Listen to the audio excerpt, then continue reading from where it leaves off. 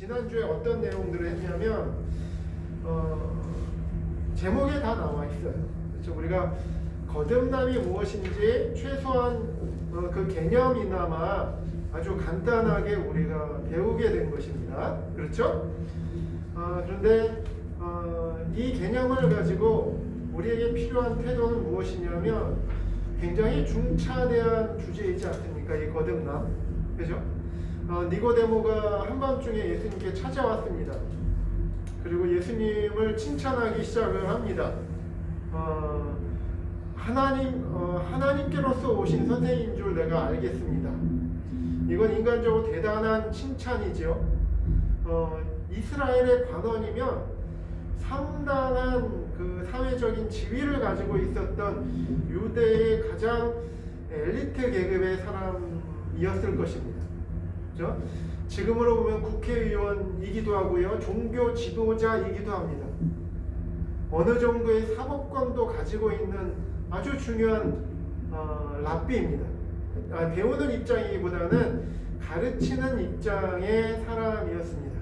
근데 예수님이 굉장히 의외의 말씀을 전하십니다. 뭐라고 하시냐면, 내가 진실로 진실로 너에게 이르노니 사람이 물과 성령으로 거듭나지 아니하며 하나님의 나라를 볼 수도 없고 들어갈 수도 없다고 그렇게 말씀을 하셨죠.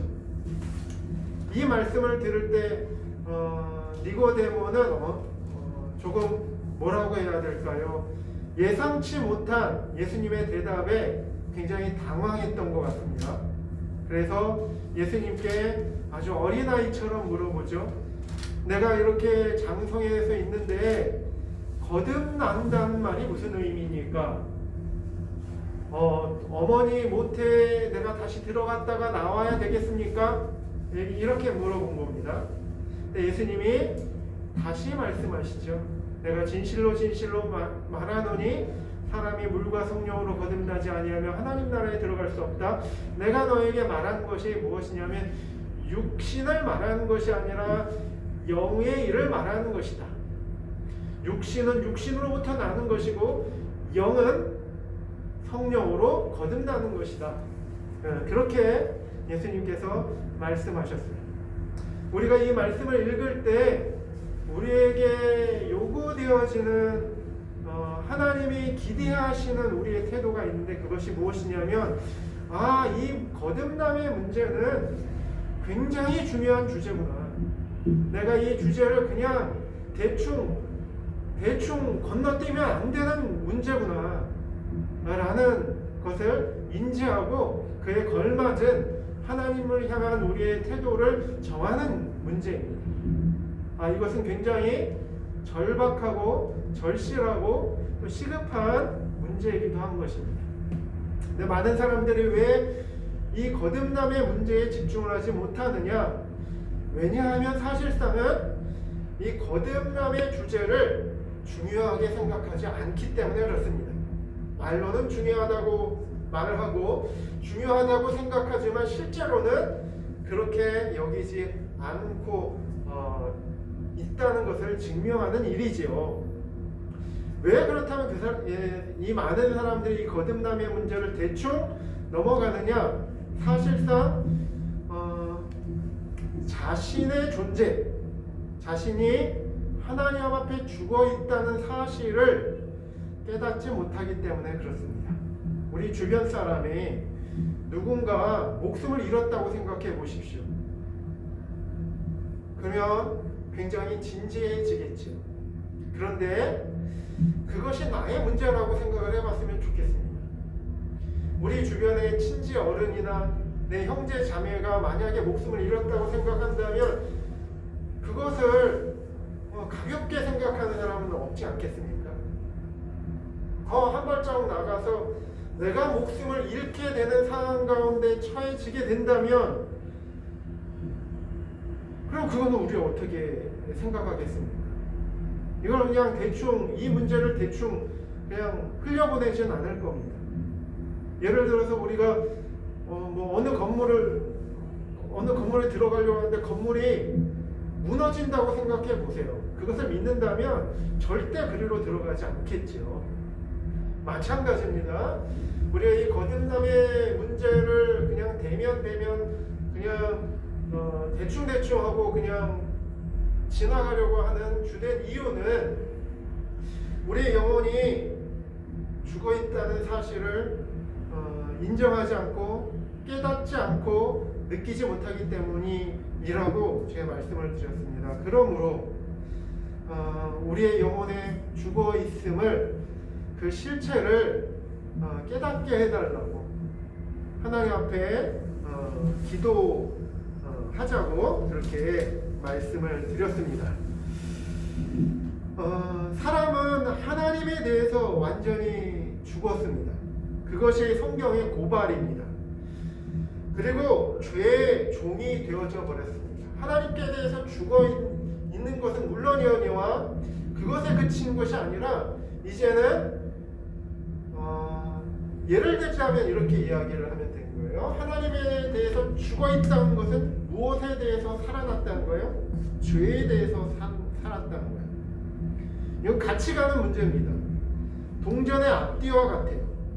하나님에 대해서 죽어 있다는 것은 뭐에 대해서 살아있다는 거예요? 마귀에게 대하여 살아났다는 것을 의미해요. 마귀가 건들면 우리 반응하잖아요. 죄인의 특징은 뭐냐면 죄를 지은 사람의 책임은 누구에게 있습니까? 마귀에게 있어요? 본인에게 있어요? 본인에게 있죠. 마귀는 부추겼을 뿐입니다. 그죠?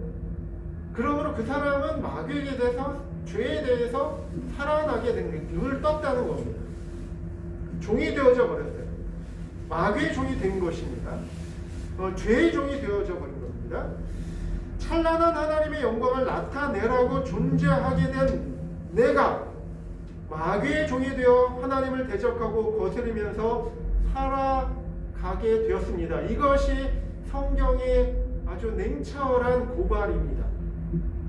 하나님께서 그토록 혐오하시는 죄악 속에 파묻혀서 마귀적인 마음, 이기적인 마음을 가지고 살아갑니다. 저는 이 시간을 통해서 무엇을 말하려고 하냐면 왜 그렇다면 마귀의 종이, 죄의 종이 하나님의 나라에 들어가지 못하는지를 설명해 드리려고 합니다. 이게 무슨 설명이 필요합니까? 마귀의 종이 당연히 하나님 나라에 들어가지 못하죠. 당연히 그렇습니다. 그러나 우리가 한번 생각해 보자는 겁니다. 왜 죄의 종이 하나님의 나라에 들어가지 못할까? 첫 번째, 하나님은 죄를 맹렬히 혐오하시기 때문에 죄를 가지고는 하나님의 나라에 들어가지 못합니다. 만약 한번 생각해 봤으면 좋겠습니다. 상상해 봤으면 좋겠어요. 만약 죄인이 하나님의 나라에 들어오게 되는 것이 허용된다 하더라도 죄인은 하나님의 나라를 순간이라도 감당할 수 없을 것입니다. 이건 분명한 사실입니다. 자, 죄인이란 죄를 사랑하는 사람입니다. 그렇죠? 죄인은 죄를 사랑하는 사람입니다. 그러나 하나님의 나라, 그 천국은 죄가 없는 거룩한 곳입니다. 그러므로 죄인의 입장에서 보면 자기 천국은 어떤 곳이에요? 자기가 좋아하는 곳이 전혀 없는 곳이에요. 하나님의 나라와 죄인은 그 성질과 성향에 있어서 정반대인 것입니다. 저는 어렸을 때 안 믿으시겠지만 전 고기를 싫어했어요. 고기를 너무너무 싫어했어요. 어렸을 때 몸이 약해가지고 고기를 먹으면은 꾸역질이 나왔어요. 그런데 제가 명절날만 가면, 명절 때 제가 저 친척집에 갔거든요. 저희 아버지가 5형제 중에 막내였기 때문에 큰 집에 갔어요. 명절 때. 명절 때 가면 뭘 줍니까? 고깃국을 줘요. 그러면 저는 뭘 했냐면 먼저 국에서 고기만 골라냈어요. 고기만 골라냈어요. 괴로웠어요. 근데 그때마다 혼났어요. 너는 제일 좋은 걸 골라내고 왜 그렇게 먹니? 근데 어떻게 해요? 제가 먹으면 막 구역질이 나는데. 근데 이제 오해하지 마실 건 중학교 때는 고기가 엄청 맛있어져가지고 그때부터 열심히 먹었는데 결국 뭡니까? 내가 싫어하는 것은 싫어하게 돼 있어요. 내가 좋아하는 것은 좋아하게 되어 있습니다. 하나님의 나라는 어떤 곳이냐? 죄가 없는 곳이에요. 죄가 없는 곳이에요. 근데 죄인은 어떤 존재입니까? 죄를 좋아하고 죄를 따라가는 존재입니다. 죄를 따라가는 존재예요. 그렇다면 죄인의 입장에서 하나님의 나라에 들어갔을 때는 어떻게 했습니까? 죄인의 입장에서 하나님의 나라는 곧 지옥일 겁니다. 빙탄지간이라는 사자성어가 있습니다. 빙탄지간, 얼음빙, 그리고 숫탄 이란 말이에요. 그러니까 빙탄지간이라는 말은 뭐냐면 얼음과 불 타다나무 그 숯 있죠? 얼음과 숯의 사이라는 뜻입니다. 이게 무슨 말이면 둘의 성질이 반대가 되어서 서로 화합할 수 없는 관계, 서로 밀어내는 관계라는 뜻이죠. 빙탄지간. 여러분, 하나님의 나라와 죄에 대한 욕구는 완벽한 빙탄지간입니다. 빙탄지간이에요. 빙탄지간. 성경에 그런 말씀이 하나 있습니다. 어떤 성경이냐면 고린도후서 6장 14절에서 18절 말씀인데 제가 한번 읽어보겠습니다. 잘 들어보세요. 너희는 믿지 않는 자와 멍에를 같이 하지 말라. 의와 불법이 어찌 함께하며 빛과 어둠이 어찌 사귀며 그리스도와 벨리알이 어찌 조화되며, 벨리알은 우상의 이름이에요. 그리스도와 벨리알이 어찌 조화되며 믿는 자와 믿지 않는 자가 어찌 상관하며 하나님의 성전과 우상이 어찌 일치가 되리요. 우리는 살아계신 하나님의 성전이라 이와 같이 하나님께서 가라사대 내가 저희 가운데 거하며 두루 행하여 나는 저희 하나님이 되고 저희는 나의 백성이 되리라 하셨느니라. 그러므로 주께서 말씀하시기를 너희는 저희 중에서 나와서 따로 있고, 너희는 그러니까 성도를 말하고 저희는 뭐예요? 주님을 믿지 않는, 그죠? 죄악 가운데 사는 그런 존재들이죠. 그러니까 너희는 저희 중에서 나와서 따로 있고 부정한 것을 만지지 말라. 자, 여기서 원어적으로 따로 있고가 이게 사실 거룩이라는 뜻이에요. 거룩이 성경 원어적으로 보면 무슨 뜻이냐면 구별되다, 선을 긋다 이런 뜻이에요. 그러니까 구별되다라는 뜻이 거룩은 사실이에요. 그러니까 너희는 저희 중에서 나와서 따로 있고 부정한 것을 만지지 말라. 내가 너희를 영접하여 너희에게 아버지가 되고 너희는 내게 자녀가 되리라. 전능하신 주의 말씀이니라 하셨느니라. 이게 바로 고린도후서 6장 14절에서 18절 말씀입니다. 자, 죄인이 천국의 진면목을 마주하게 된다면 분명 천국을 극렬히 싫어하게 될 것입니다. 그러면 어찌해야 되겠습니까? 나라는 존재는 현저하게 하나님의 영광을 더럽히면서 살아가는 존재가 되어버렸습니다. 오라 이토록 곤고한 나는 누구입니까?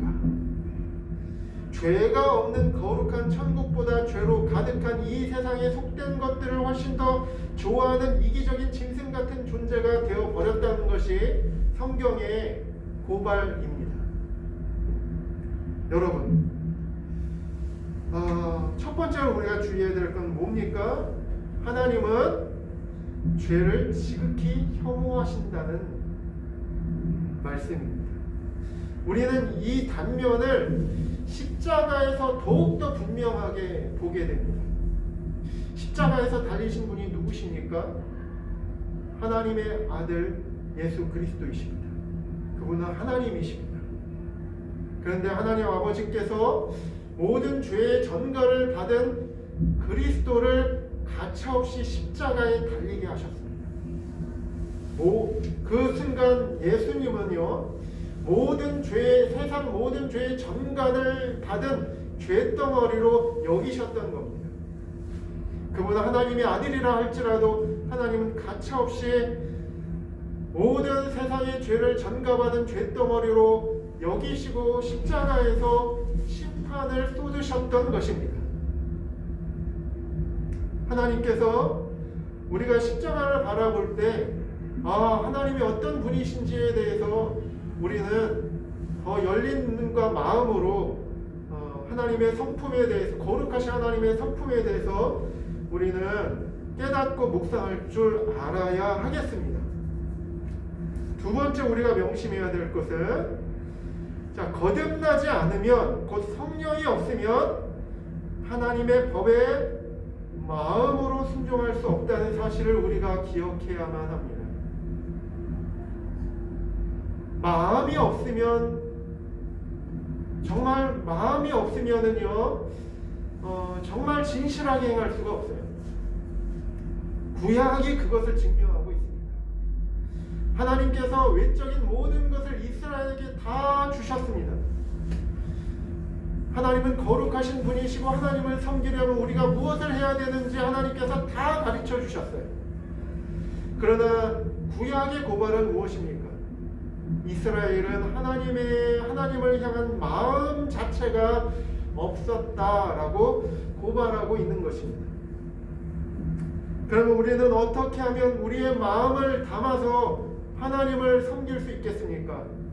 성령께서 우리의 마음 가운데 찾아오시지 않는다면, 성령께서 우리의 마음을 깨끗게 하시고 우리의 마음을 장악하시지 않는다면 우리는 마음으로 하나님의 법을 충심을 다해서 순종할 수 없습니다. 거듭나지 않은 채로 하나님을 기쁘시게 한번 해 보십시오. 한번 시도해 보십시오. 거듭나지 않은 채로 그리스도의 보혈을 믿는 믿음 없이, 성령의 거듭나게 하시는 은총 없이 하나님을 한번 기쁘게 해 보란 말입니다. 그러면 그럴수록 하나님의 진노가 더욱더 높이 쌓이게 될 것을 느끼게 될 것입니다. 양심이 있다면. 왜냐하면 사람에게서 나오는 것이 온통 악한 것밖에는 없기 때문에 그렇습니다. 참된 의가 마치 자기에게서 나올 수 있는 것처럼 자기의 힘으로 한번 회개해 보십시오. 자기의 힘으로 회개하며 할수록 그치지 않는 죄의 셈인 이미 더럽혀진 마음의 본성으로부터 더 많은 악들이 끊이지 않고 튀어 올라오게 될 것입니다. 저도 그런 경험이 있어요. 저도 하나님의 임재를 느꼈지만 하나님의 은혜를 몰랐어요. 그 하나님의 임재가 막 쏟아질 때 하나님이 어떤 분이신지에 대해서 알게 됐습니다. 하나님은 참으로 거룩하신 분이시구나. 나는 죄인이구나. 거룩하신 하나님과 죄인된 나와는 그 어떤 것으로도 메울 수 없는 깊은 시면이 있구나. 내가 어떻게 이 시면을 메울 수 있을까? 발버둥 쳐보고 회개도 해보았습니다. 그러나 그 회개하며 할수록 나의 본성의 죄악은 더 튀어 올라왔습니다. 하나님의 말씀이 여러분을, 그리고 우리를 본질상 진노의 자녀라고 고발해주고 계십니다. 죄인들은 이 말씀을 제일 싫어합니다. 그래도 자기의 마음 어느 한 구석에는 하나님을 기쁘시게 할 만한 무슨 근거가 있을 것이라고 착각합니다. 인간을 향해서 본질상 진노의 자녀라고 말씀하신 하나님의 결정적 선고 속에는 인간 자신에게는 아무런 희망의 요소가 없다는 뜻이 이미 내포되어져 있습니다. 인간은 자기의 의에 대해서 완전히 포기해야만 합니다. 하나님께서는 하나님의 거룩하신 이름에 합당한 완벽한 의가 필요합니다. 하나님 앞에 이 완벽한 의를 주장하지 못할 것이라면 모든 다른 것들은 그분의 정결하신 눈동자 앞에 불결한 쓰레기밖에 되지 않습니다. 이 세상에 좀 착한 사람이 있습니까? 우리 수준에서 그런 거죠. 하나님 보시기에 그 사람은 어떤 존재입니까? 그토록 비참한 상태에 있는 자아를 발견할 수 있어야 됩니다. 나의 존재는 어떤 존재인가? 지난 강의 시간 때도 말씀을 드렸지만 그것을 꼭 발견해야 됩니다. 그리고 눈을 들어 저 의의 태양이신 예수 그리스도를 뚫어지게 바라보십시오. 그분만이 우리의 유일한 의가 되어야 합니다. 그것이 바로 우리가 주님의 은혜를 보는 첫 순간이에요. 열린 눈으로 가감 없이 모든 뿌연 연기가 다 사라지고 그리스도를 그리스도되게 볼 수 있어야 됩니다. 그리고 그리스도의 의를 따라 우리에게 내려오시는 거룩하신 은혜의 성령을 받아야 됩니다. 자아의 비참함을 보는 자는 그리스도를 뚫어지게 바라보게 되어 있습니다. 그리스도를 뚫어지게 바라보지 못한다는 것은 그만큼 자신의 비참한 상태를 알지 못한다는 가장 확실한 반증입니다. 어떤 사람이 그렇습니다. 내가 죄인인 거 알겠습니다. 왜 자꾸 낙심이 돼요? 근데요, 그러면서 그리스도를 보지 못한다는 것은요, 사실은 자신의 실체를 끝까지 보지 못하기 때문에 그래요.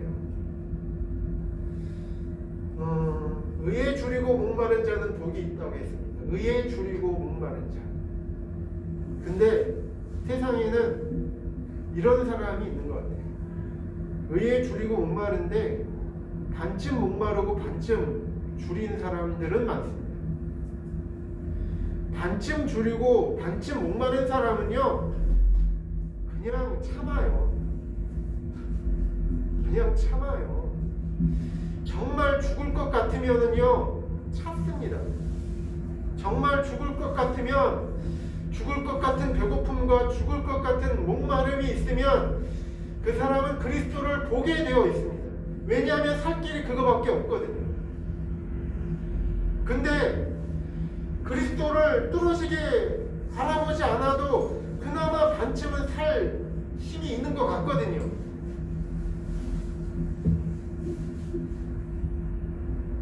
마태복음 5장 3절 4절 말씀을 제가 읽어보겠습니다. 심령이 가난한 자는 복이 있나니 천국이 저희 것이며 애통하는 자는 복이 있나니 저희가 위로를 받을 것이며 이렇게 말씀하고 계십니다. 여기서 심령이 가난한 자, 그 사람은 어떤 사람입니까?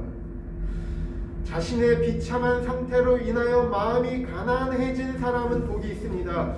자신의 비참한 상태를 깨닫고 애통하며 가슴을 치며 우는 사람은 복이 있습니다. 마태복음 5장 6절 말씀에 의에 줄이고 목마른 자는 복이 있나니 저희가 배부를 것이며 자신에게 하나님을 만족시켜 드릴 만한 의가 없기 때문에 배고파하는 자에게는 복이 있습니다. 자신에게 하나님의 진노를 멈추게 할 만한 의가 없기 때문에 죽을 것 같은 갈증을 느끼는 자에게는 복이 있습니다. 오직 이런 사람에게만 진정한 의가 되시는 예수님이 강렬한 성령의 빛으로 비춰질 수 있습니다.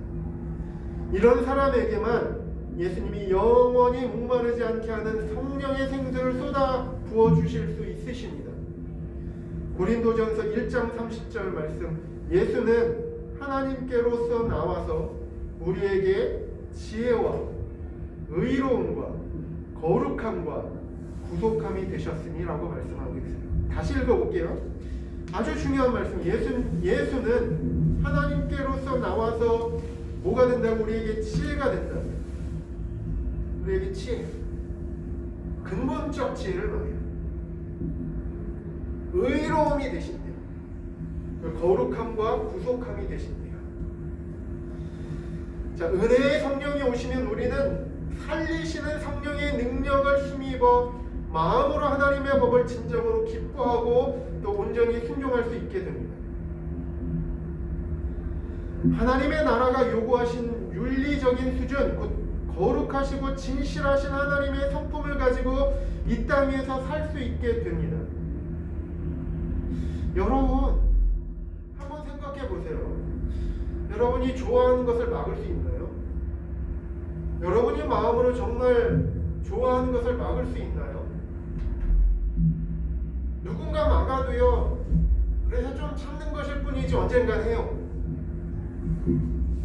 반대로 여러분이 싫어하는 것을 억지로 시키면 억지로 끌려다니면서 하는 신용을 내지만 결국 내가 싫어하는 것은 안 하게 됩니다.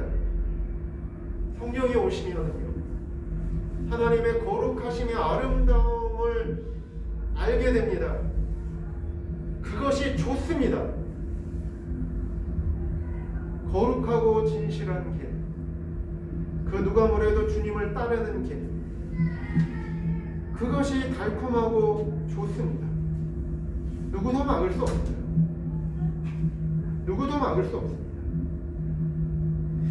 예전에는 하나님의 나라와 나의 마음이 격렬하게 충돌하였습니다. 왜냐하면 요구하는 것이 달랐기 때문에. 하나님의 나라가 원하는 성향과 내가 원하는 성향의 사사건건 충돌이 일어났던 것입니다. 어느 때에는 충돌이 일어나지 않았다가도 어느새 하나님의 뜻을 격렬히 저항하는 자신의 모습을 봅니다. 여러분 이런 거 경험해 보신 적 없으십니까? 나의 행동과 나의 마음의 동기를 하나님이 보실 텐데 이것은 하나님이 싫어하실 텐데, 그런데 어느새 모르게 나는 하고 있어요. 그 마음을 가지고 있어요. 그것이 죄인의 모습이라는 거죠. 그러나 성령으로 거듭난 후에는 하나님의 나라와 나의 마음에 충돌이 일어나지 않습니다. 비로소 천국에 들어가게 합당한 마음 상태가 되는 것입니다. 하나님의 성품의 가장 대표적인 것 두 가지가 바로 거룩과 사랑입니다. 다시 말씀드릴게요. 이 거룩과 사랑은 무엇이냐고요? 하나님의 성품의 가장 대표적인 거예요. 하나님의 성품하면 이 두 가지가 딱 나와야 됩니다.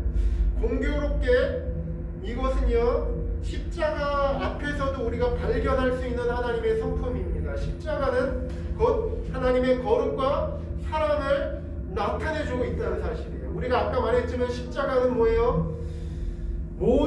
이 세상의 모든 죄를 전가받은 그리스도를 가차없이 하나님께서 심판하신 장소가 되었습니다. 하나님의 거룩이 나타난 장소예요. 내가 반드시 주인을 심판하리라. 거기에는 그리스도도 예외가 아니었습니다. 왜요? 이 세상에 그리스도 자체는 죄가 없으셨지만 그 그리스도는, 십자가 위에 그리스도는 모든 세상의 죄를 전가받은 대속물이었기 때문에 그렇습니다. 거기서 우리는 하나님의 거룩을 발견할 수 있어야 됩니다. 그러나 그것에 그치지 않아야 됩니다. 십자가는 주님의 사랑을 발견하는 원점이 됩니다. 그 그리스도가 우리를 위해, 그리스도가 십자가에서 죽으신 이유가 무엇이었습니까? 우리를 대신해서 심판을 받으셨다는 데 있습니다. 복음성가에서 옛날에 이런 복음서가 있어요. 그리스도께서 왜 죽으셨는가? 영어로 그 복음성가의 그 제목이 뭐였냐면, 제가 기억하기로는 Why me? 왜 나를?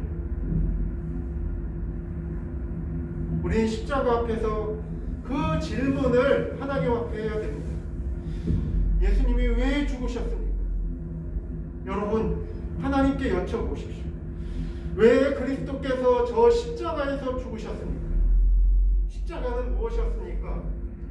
로마에서 그냥 죽일 수 없는 극악무도한 죄인을 죽이는 사형틀이었습니다. 로마를 뒤집어 엎으려고 했었던 정치범들, 혹은 그냥 죽이기에는 아까운 극악무도한 죄인들을 그냥 죽일 수 없다고 해서 하늘과 땅 사이에 매달려서 말려 죽이는 것이 곧 십자가였습니다. 왜 우리는 십자가를 생각해야 됩니까?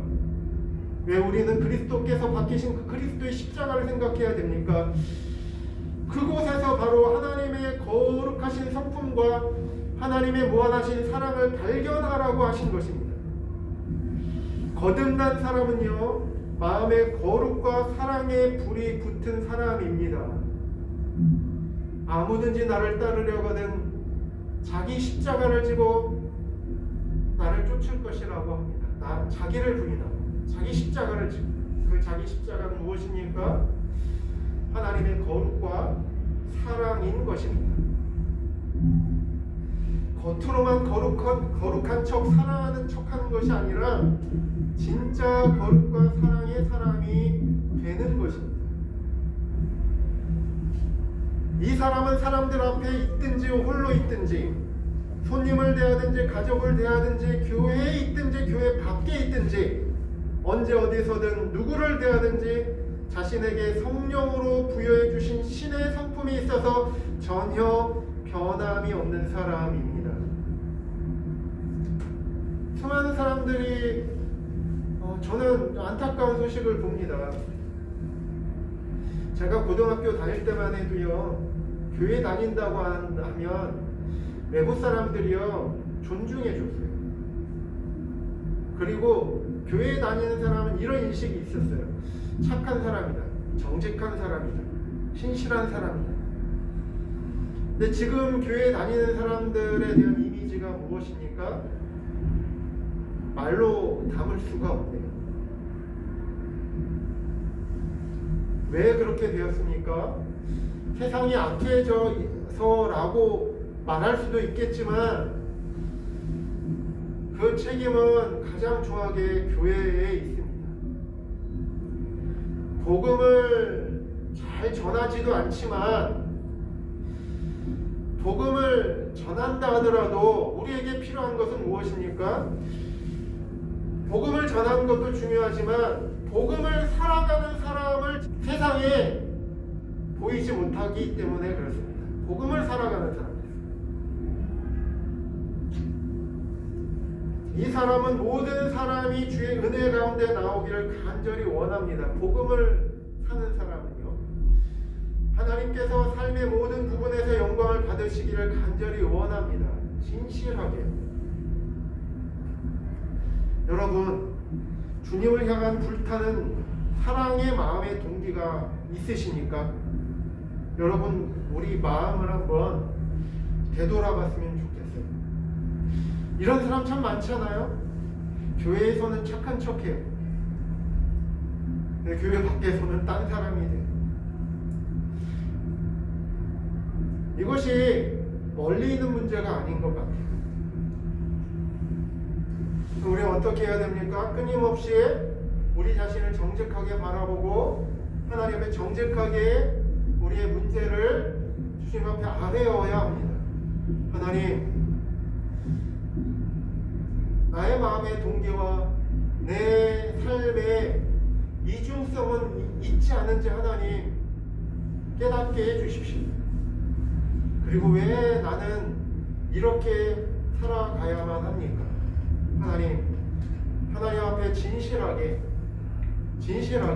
오늘도 그 세례 요한의 아버지 사가랴가 이렇게 고백하지 않았습니까? 종신토록 성결과 의로 두려움이 없이 하나님을 섬기게 하리라 하셨도다. 종신토록, 그죠? 그의 모든 날 동안 교회에 있든지 교회 밖에 있든지 사람들이 보든지 보지 않든지 골방에 있든지 사람들 앞에 있든지 거룩하고 진실한 이 거룩과 사랑의 성품을 지닌 성도의 정체성은 변함이 없다는 것입니다. 그렇다면 우리는 어떻게 그런 삶을 살아갈 수 있습니까? 성령이 우리의 마음 가운데 오셔서 우리의 마음 가운데 끊임없이 주의 생명력을 전달해 주실 때 우리는 그러한 삶을 능히 살아갈 수 있게 된다는 사실입니다. 여러분, 강의를 여기서 마치려고 합니다. 오늘 우리는 무엇을 배웠습니까? 하나님은 죄악을 지극히 혐오하신다는 사실을 배웠습니다. 그리고 부패한 본성을 가지고는 하나님의 나라에 들어갈 수 없다. 죄인과 천국은 빙탄시간이다. 그리고 두 번째, 성령이 오실 때 우리가 진정으로 마음으로 하나님의 법을 기뻐할 수 있고 일관되게 끊이지 않고 하나님의 법에 즐거이 순종할 수 있게 된다는 사실, 우리가 이 두 가지 사실을 배웠습니다. 여러분, 나는 지금 그러지 못해. 나는 하나님 앞에 이런 부족한 모습으로 살아왔어. 이것으로 그치는 것이 아니라, 하나님, 그렇기 때문에 나에게 하나님의 은혜가 필요합니다. 내 눈을 열어 그리스도를 그리스도 되게 바라볼 수 있는 눈을 나에게 주십시오. 바로 그러하기 때문에 나에게 하나님의 성령의 은혜를 부어 주십시오. 그래서 이 세상의 더러운 죄악을 이기고, 세상을 이기고 주님을 따를 수 있는 이 성령의 은혜를 나에게 불같이 내려 주십시오. 이렇게 기도하며 하나님께서 반드시 그 사람의 기도를 들어주시고 응답하실 것입니다. 저는 그런 생각을 합니다. 성경을 보면 믿음이란 무엇일까? 우리가 하나님께서 우리에게 믿음을 주실 때 많은 부분에서 이런 부분들을 우리가 봅니다. 하나님이 시간을 갖고 그 사람을 지켜보실 때가 있어요. 우리가 기도하면 당장 이렇게 주시면 참 좋을 것 같은데, 하나님이 우리에게 시간을 주시고 지켜보시는 때가 있다는 거예요. 근데요, 그게 바로 믿음인 것 같아요. 하나님 믿음을 검증하는 기간들이 있어요. 어떤 사람에게는 그 시간이 짧은 시간일 수도 있고, 어떤 사람은 조금 긴 시간일 수도 있어요. 제가 초기 때 이런 이야기를 드렸죠. 그 나다나엘 이야기를 제가 드렸습니다. 나다나엘, 그 빌립인가요? 빌립이 예수님을 처음 보고 내가 나다나엘에게 가서 내가 메시아를 만났다 하니까 나다나엘이 이렇게 고백하잖아요. 나사렛에서 무슨 선한 것이 나겠냐. 부정적으로 얘기한 거죠. 근데 의외로 나다나엘이 예수님 앞에 갔을 때 예수님은 나다나엘 칭찬하셨어요. 보라! 그 마음에 간사함이 없는 참 이스라엘 사람이다. 왜 그랬을까요? 나다나엘은 메시아가 베들레헴에서 날 것을 알고 있었어요. 근데 예수님 베들레헴에서 나셨잖아요. 근데 많은 사람들이 나사렛에서 난 줄 알고 있었던 것 같아요. 물론 나사렛이나 이 납달리 지역에서 예수님께서 사역하실 것도 구약 성경에 예언되어져 있지만, 어쨌든 이 나다나엘은 마음에 간사가 없었던 걸 예수님이 보셨습니다. 그러면서 이렇게 이야기합니다.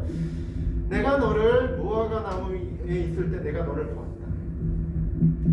그거는요, 나다나엘과 예수님만 아는 사실이었어요.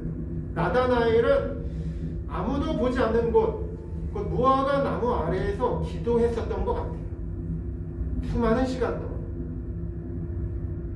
그런데 그 나다나엘의 영적인 비밀이 숨겨져 있었던 그곳을 예수님이 말씀하시니, 이곳은 나와 하나님밖에 모르는 장소인데 예수님이 그것을 말씀하시니, 나다나엘은 그 즉시에 예수님이 메시아인 것을 믿기 시작합니다. 우리에게도 무화과 나무 아래 같은 곳이 있어야 됩니다. 하나님 그것을 보십니다. 그것을 보세요. 우리는 그곳에서 때로 기도도 하고, 때로는 하나님이 좀 응답이 늦는 것 같다라고 생각할 수 있습니다. 그러나 은혜를 받는 순간, 성령의 은혜를 받는 순간 주님께서 그렇게 말씀하실 거예요. 내가 너를 그 자리, 그 골방에서, 그 무화과 나무 아래에서 내가 너를 봤다. 너의 기도와 너의 발버둥 치는 것, 나에게 나오려고 발버둥 치는 것을 봤다. 믿음이 있는 사람은 끝까지 믿게 되어져 있습니다. 그리고 그 믿음의 응답을 보게 되어져 있습니다. 여러분, 하나님 앞에 이러한 믿음과 소망을 가지고 나아가게 되는 이 본 강의가 그러한 계기가 되게 했으면 좋겠습니다. 이번 강의는 이거 마치도록 하겠고요. 다음 시간에도 이어서 같은 주제로 강의하도록 하겠습니다. 끝까지 들어주셔서 감사합니다.